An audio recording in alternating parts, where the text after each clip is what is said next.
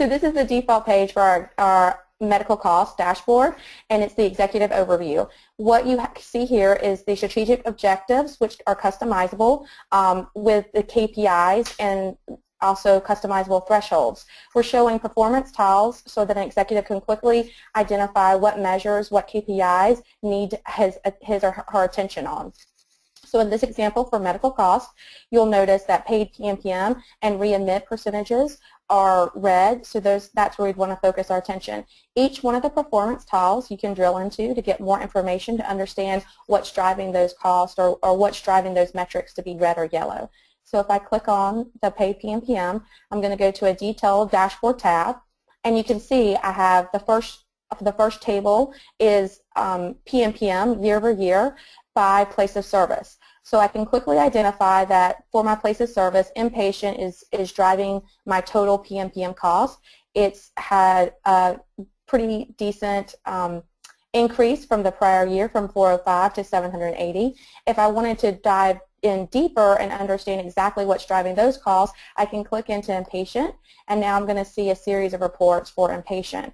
So here we're actually showing your admits per thousand and understanding what type of admits you're having, in addition to the facilities that are driving those, where the admissions are coming from, and your length of stay. If I'm really wanting to get to the members that are increasing those costs where I could really make an impact, I can drill into our alert, which is going to provide a report by the major practice category, and it's showing your year-over-year dollars and the percent differences.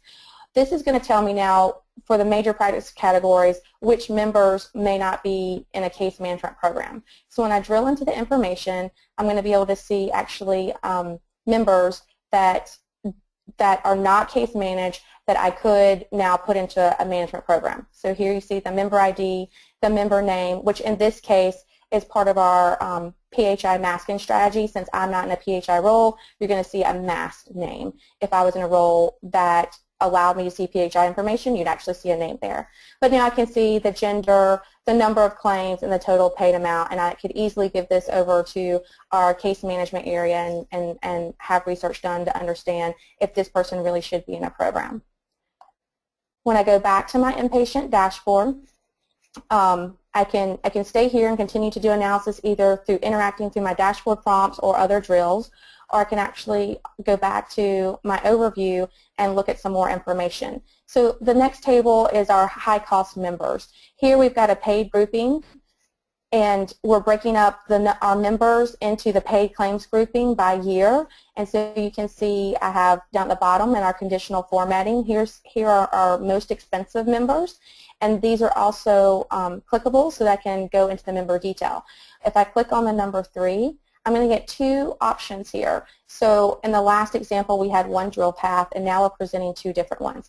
I have a high-cost members drill path, which is more of a summarized type view, or I could go actually straight to the member detail.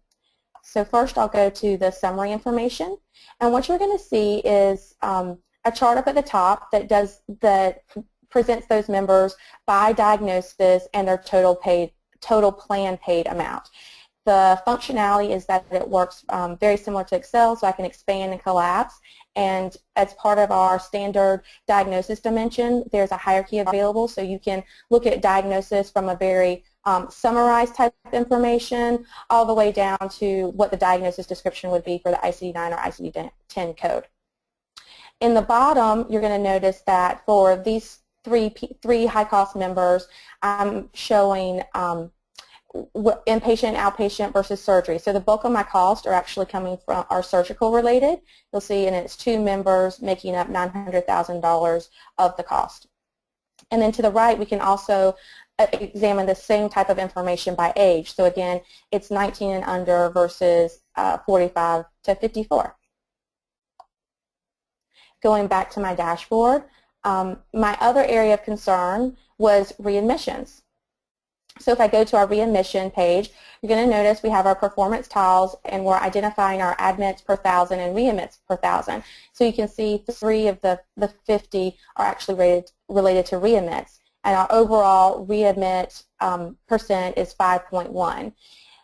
below, we're using Trellis Graphs to actually show at a very quick glance what the trend has been for the last 12 months. So when I hover over, you're going to see the start and end period, but it's also going to quickly identify what the max period was in that rolling 12 months and also the minimum. So at my highest, I was at 9%, and at my lowest, I was at 2%.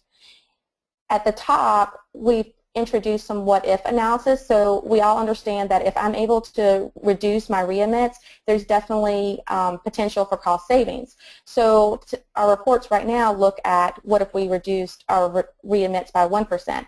I can easily change this to some other number, and my reports are going to be regenerated based on that number. So I went from a potential cost savings of $14,000 to $44,000.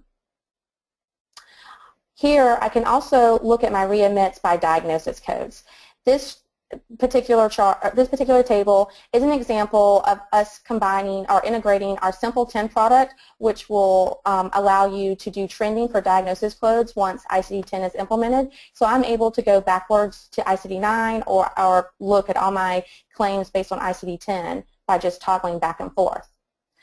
And for the diagnosis, you're going to see we're showing the top diagnosis by admit counts, but I'm also got thresholds identified with the admits. So the first column for status is going to quickly tell me how that particular diagnosis rates with my overall threshold for the current year.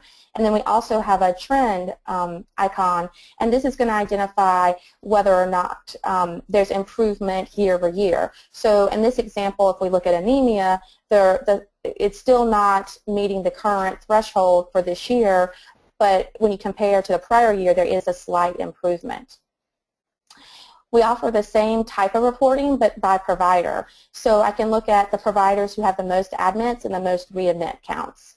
So if I look at provider 20, he has 14 admits and his readmit percentage is 14.29%. I'm able to drill into him, and then I'm going to be able to see the actual members that have been serviced by him, and then the admits and readmit counts with those percentages. And you'll notice also I've got potential cost savings here that's being driven from the primary dashboard where I did my what-if analysis. So this number will change as you change the number on the main page. I can also look now and see of the members that were tied to him, there was only one actually that has readmit counts. So I'm able to drill into that particular member ID, and then I can see the diagnosis related, and I can actually see the readmits were related to abdominal pain and the actual claim number if I wanted to do research. Going back again to my readmit summary, I also am able to see the length of stay in terms of admits and readmits. So as you would imagine, our admits has a lesser length of stay than our readmits typically. So down here you can see the most readmits are falling into the 11 plus length of stay, whereas for the regular admits with no readmits tied to it, it falls into the 1 to 2. The chart to the right is actually a scatter graph plotting our members, and the dark lines are our averages for length of stay and paid amount. So everything here in this quadrant are members who have paid dollars higher than average or a length of stay higher than average. So these are all the people, whether they're admits or readmits, that we would want to do some investigation and understand, should they be in case management, what's occurring with the providers, why are their claims dollars so high, why are they continuing to be readmitted. So I can hover over and get just some general information regarding the length of stay and the paid amount, but I'm also able to drill into that member and then get a list of his claims, the claim number, the diagnosis, and then also identify or tying the original claim to any claim that is a result of a readmit. So here you can see is a claim, and then here's the original claim for the readmit. And then I have my dollars, and then the average length of stay tied to each claim. So the medical cost overview and the readmit analysis basically shows you how we can take very summarized data and drill into the very lowest level of detail being claim line. All the data is from the same source, so you don't have to worry about your aggregated summarized reports having different results or different answers than your detailed reports. You're always going to have one source of truth. The next thing that we would like to show you is a demonstration of the art of the possible with your data. So here we're showing graphing capabilities with flu data. We started evaluating our flu claims, and then we put them in motion. So you can see the flu starts in Jacksonville and then starts to spread out to the Panhandle and to the south. What we're looking at is we have 588 flu cases with a 10% increase from the prior year, and then we're identifying our most impacted county. We've also incorporated some what-if analysis if you decided to run a particular campaign. So we all know that if we are able to get people to get their flu shots, there's a huge cost savings potential just with people avoiding getting the flu by taking that flu shot.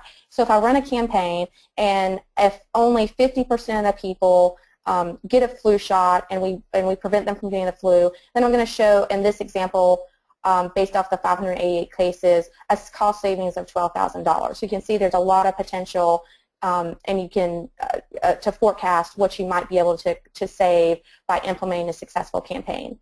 And then down at the bottom, we're just showing the ability to trend the data and look at this information by age. So you can see your highest impacted age group is 26 to 44, and then August happened to be the month, both this year and the prior, where we had the most flu cases.